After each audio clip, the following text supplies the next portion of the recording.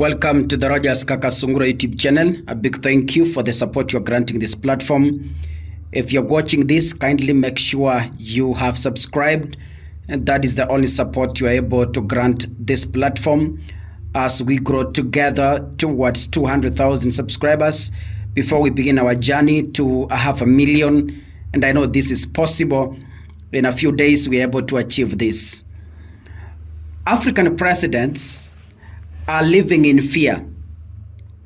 Our African presidents are living in fear because the spirit of the young people is sweeping across nations. It started from Kenya. It spread to countries like Nepal and others. It's now almost landing in Uganda. It landed in Tanzania when Samia Suluhu least expected it because she wasn't prepared. Of course, she has heard about it and she thought the spirit will never ever arrive in Tanzania. Of course, she has been hearing other presidents speak about it. She has been reading on the internet. She has been watching on the media how the young people are overturning governments across Africa and beyond Africa. But she couldn't believe that this one will happen in Tanzania because some, not all, some think that they own all the powers.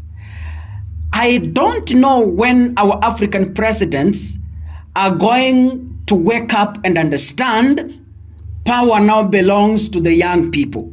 The more you mess up with the young generation, the more they pick you up and they disappear with you. Let me warn the Ugandan president, Museveni. I have seen him speak with a lot of pride. Today, he was being interviewed at the Uganda Broadcasting Corporation, that is the UBC television, and he was speaking with a lot of pride.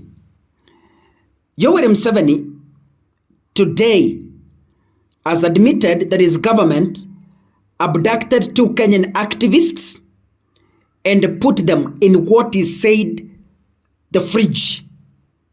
Just a day after Bob Njagi and Nicholas Oyo were released from custody under the intervention of the former Kenyan president Uhuru Muigai Kenyatta.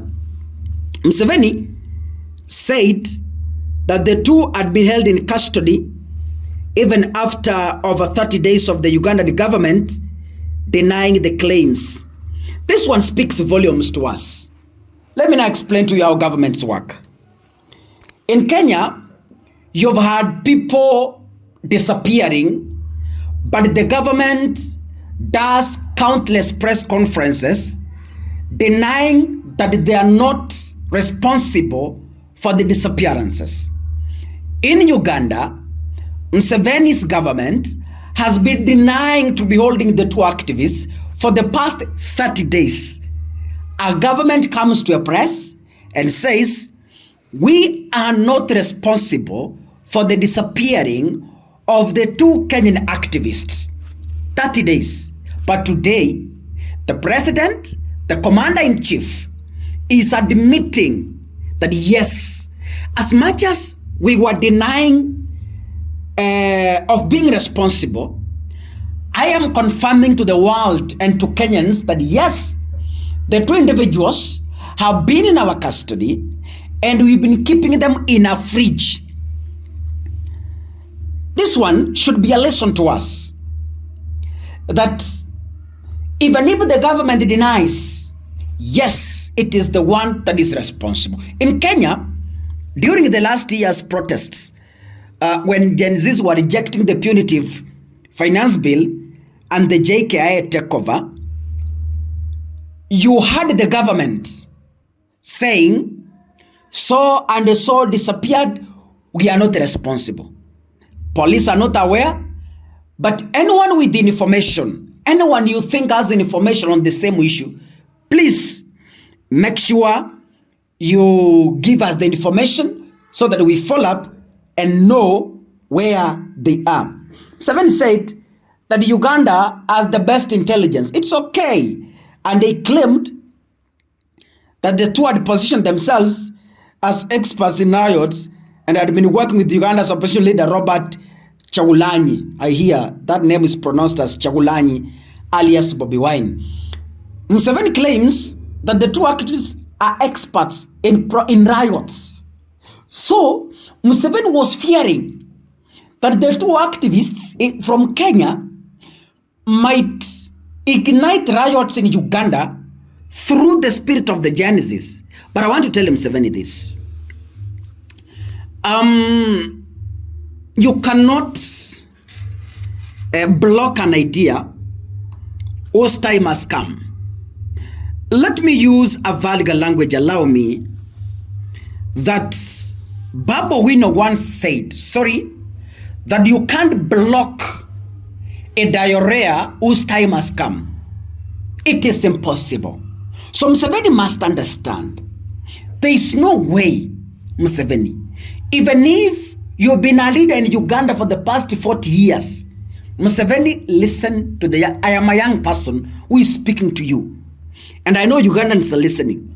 You cannot block a revolution from the young people whose time has come. You are the president of a revolution. Through a revolution, you are ascended into power. The same way you ignited a revolution is the same way. If you do not change, is the same way. Those Gen Zs you hear about are going to revolutionize your government, and there is nothing you'll do about it. Absolutely nothing. You will flee Uganda like Milton Obote. You will flee Uganda, Museveni. It is either you accept that change to change you, or you change yourself. You only have two options. When time has come, when a revolution has come, there is nothing you'll do about it. The admission comes just hours after Bobu Njagi and Nicholas Oyo were released from Ugandan custody after public uproar.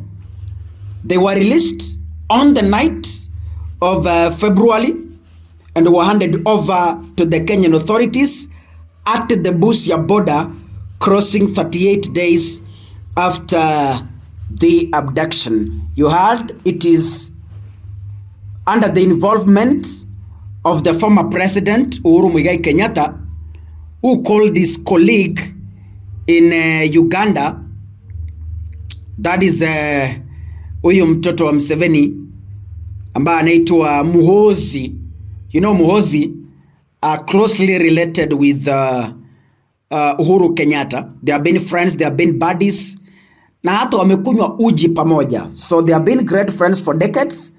Maybe that is why he had to respect that friendship as his big brother and had to release them. If you're watching this, make sure you click the subscribe button. And of course, remember to turn on your notification bell. God bless you.